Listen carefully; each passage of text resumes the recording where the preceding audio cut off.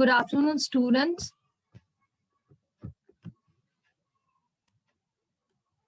Am I audible?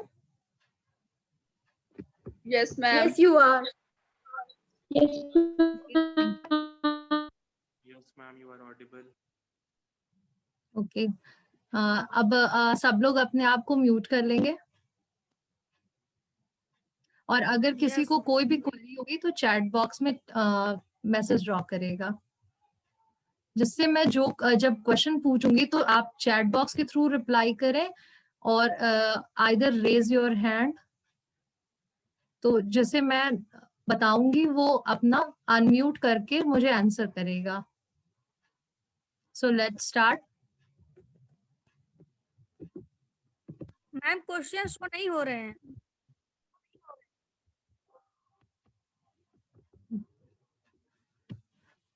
What are tabla, flute and guitar? Tabla, बांसुरी और guitar किस प्रकार के यंत्र होते हैं? म्यूट कर लीजिए. Yes Pratima. Ma'am, these are musical instruments. Very good, Pratima. So tabla, flute and guitar are musical instruments. What do musical instruments do? Musical instruments क्या करते हैं? Ma'am,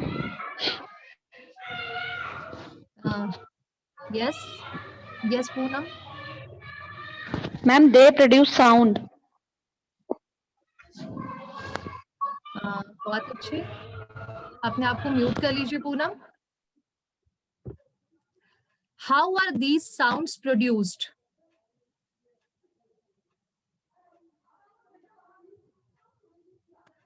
So, students, आज हम साउंड के बारे में अध्ययन करेंगे. Sounds are produced by vibrating objects. जब भी कोई वस्तु जिसमें कंपन होती है तब साउंड प्रोड्यूस होता है. सो आज का हमारा टॉपिक है साउंड. जब हम अपने किसी फ्रेंड को जो हमसे कुछ दूर पर खड़ा है उसे बुलाते हैं तो साउंड किस प्रकार उस तक पहुंचता है?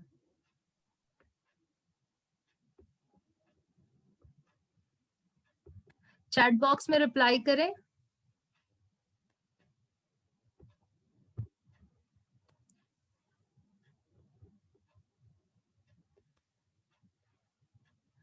प्रतिमा, unmute yourself and reply. Ma'am, it travels through surroundings. Very good, Pratima.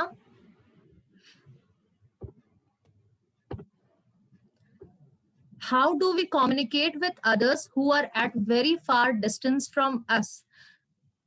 जब कोई हमसे बहुत दूर है, जो हम सिर्फ आवाज देकर उससे नहीं बात कर सकते हैं, तो उस इंसान से हम किस प्रकार कम्युनिकेट करते हैं? Reena Tripathi, unmute yourself and answer.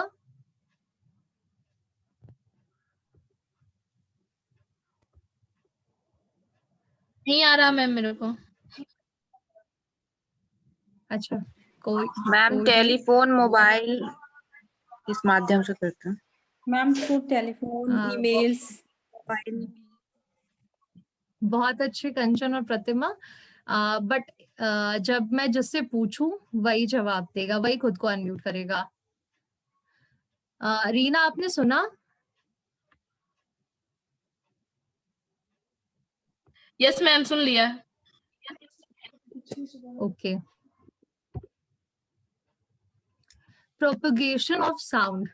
तो साउंड किस प्रकार ट्रैवल करता है? सबसे पहले sound is produced by vibrating objects. हम सब ये जानते हैं कि साउंड किसी भी ऑब्जेक्ट के वाइब्रेशन के थ्रू प्रोड्यूस होता है, पर साउंड को एक जगह से दूसरी जगह ट्रैवल करने के लिए मीडियम की जरूरत होती है. Sound needs a medium for propagation. And वो मीडियम कौन से होते हैं? वो वही 3 मीडियम होते हैं जो हम सब जानते हैं, solid, liquid and gas. That means sound travels through solid, liquid and gas, but it cannot travel in vacuum. Vacuum जहाँ पे हवा भी नहीं है, जहाँ गैस भी नहीं है, वहां पे साउंड का ट्रैवल नहीं हो सकता है। जैसा कि हम इस पिक्चर में देख सकते हैं, इन बच्चों ने एक टॉय टेलीफोन बनाया है। इसके थ्रू आवाज वो खिलौने के माध्यम से थोड़ी बहुत आवाज की ट्रैवलिंग का एक ट्रायल कर रहे हैं, एक एक्टिविटी कर रहे हैं। हमने देखा है कि जब पानी में इसे एक ग्लास में अगर पानी होता है, उसमें चम्मच चलाते हैं तो उसकी भी आवाज हमें आती है, धीमे से ही पर वो आवाज आती है। और हवा में तो हमने देखा है एक दूसरे को दूर से बुलाने के लिए हम जब आवाज लगाते हैं तो हमें आवाज आती है।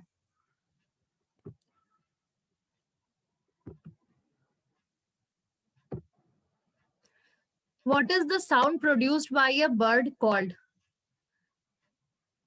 चिड़ियों के द्वारा प्रोड्यूस किया हुआ साउंड क्या कहलाता है? चैट बॉक्स में रिप्लाई करेंगे।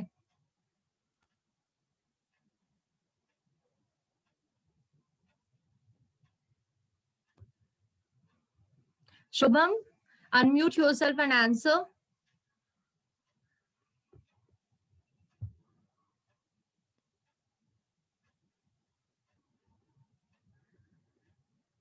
Pratima, unmute yourself. Ma'am, chirping. Very nice, Pratima. What instruments are used by musicians to produce different type of sounds? Musician किस प्रकार का यंत्रों का उपयोग करते हैं अलग अलग तरह की साउंड प्रोड्यूस करने के लिए?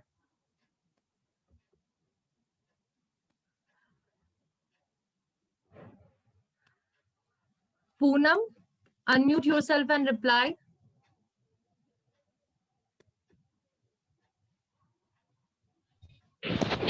Ma'am, various instruments are used by musicians to produce different types of sound like tabla, violin, etc. Very nice, Poonam. So, students, please reply in chat box also. Chat box का use करिए. So, amplitude and frequency. अब हमने देखा तबला, बांसुरी, बहुत drums, बहुत अलग अलग तरह के म्यूजिकल इंस्ट्रूमेंट्स होते हैं और हर म्यूजिकल इंस्ट्रूमेंट से निकलने वाला साउंड अलग होता है। सारे साउंड एक जैसे नहीं होते हैं। तो वो डिफरेंस क्यों आता है? वो डिफरेंस साउंड के एम्पलीट्यूड और फ्रीक्वेंसी की वजह से आता है। एम्पलीट्यूड और फ्रीक्वेंसी ये दो मेजर रीजंस होते हैं साउंड के पिच के डिफरेंस में या फिर उसके श्रिलर होने के। जो श्रिलर, कौन सा साउंड कितना ज्यादा श्रिलर होगा, ये उसके एम्पलीट्यूड और फ्रीक्वेंसी पे डिपेंड करता है। द नंबर ऑफ ऑसिलेशंस और वाइब्रेशंस पर second is called the frequency of oscillation. तो फ्रीक्वेंसी क्या होती है कि एक सेकेंड में वो कितने बार वाइब्रेट कर रहा है, वो उसकी फ्रीक्वेंसी होती है। एंड हायर द फ्रीक्वेंसी, मतलब फ्रीक्वेंसी जितनी ज्यादा होगी द हायर द पिच, उसका पिच उतना ज्यादा होगा। जैसे ड्रम हम जानते हैं उसकी आवाज लो फ्रीक्वेंसी की होती है, बहुत ही उसका पिच कम होता है। और विसल जो हाई पिच होता है, हम लोग एक जनरल लैंग्वेज में कहते हैं बहुत हाई पिच है, यानी उसका मतलब है उसकी फ्रीक्वेंसी हाई है। Next is amplitude. तो एम्पलीट्यूड क्या होता है? The maximum extent of a vibration और oscillation measured from the position of the equilibrium is amplitude. अगर इसे सिंपल लैंग्वेज में समझेंगे तो एक जो वेव है, उस वेव का स्टार्टिंग और एंड, स्टार्टिंग पॉइंट जहां से वेव स्टार्ट हो रही है और एंड जहां पे वो वेव कर रही है, वो एक्सटेंट जितना बड़ा होगा एम्पलीट्यूड उतना बड़ा होगा। और जो मैक्सिमम उसका एक्सटेंट होगा वो उसका एम्पलीट्यूड कहलाता है। Larger the amplitude of vibration the louder is the sound. जितना ज्यादा एम्पलीट्यूड होता है किसी वाइब्रेशन का, साउंड उतनी ज्यादा लाउड होती है। Do not scribble.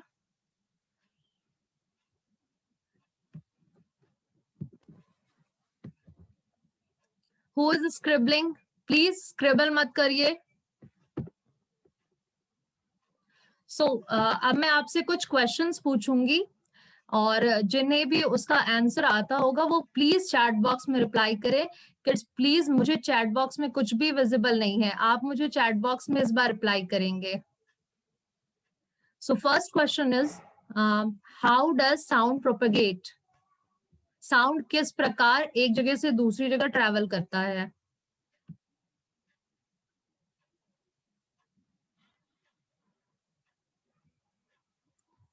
I'm waiting for your answers, children.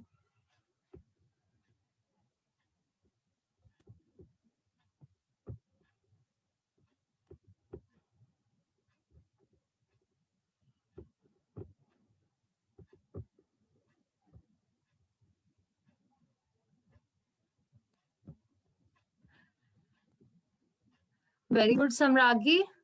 Yes, sound propagate by solid, liquid and gas.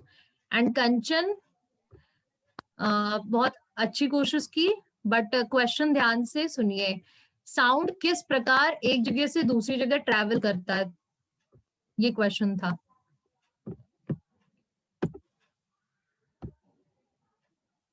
Next is what is frequency?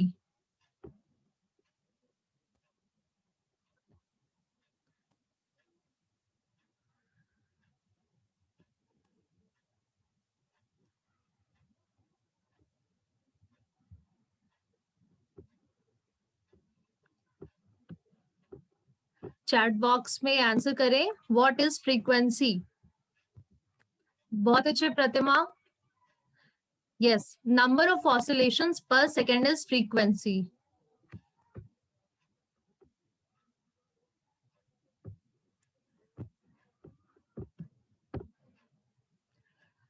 What is amplitude?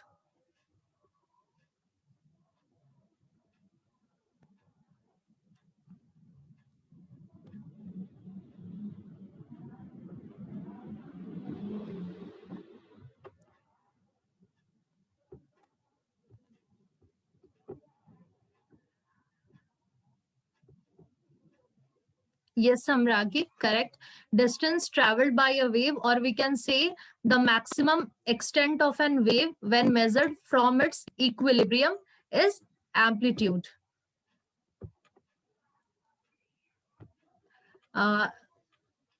छात्रों, अब ये समरी अपने नोटबुक में नोट डाउन कर लीजिए.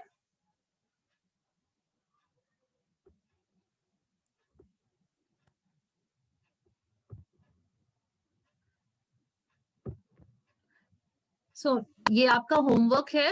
First, what are the factors which make sounds different from one another? Explain in detail. Second, sound needs medium to travel. Make 5 observations with all the 3 mediums and explain your observations. Thank you, class.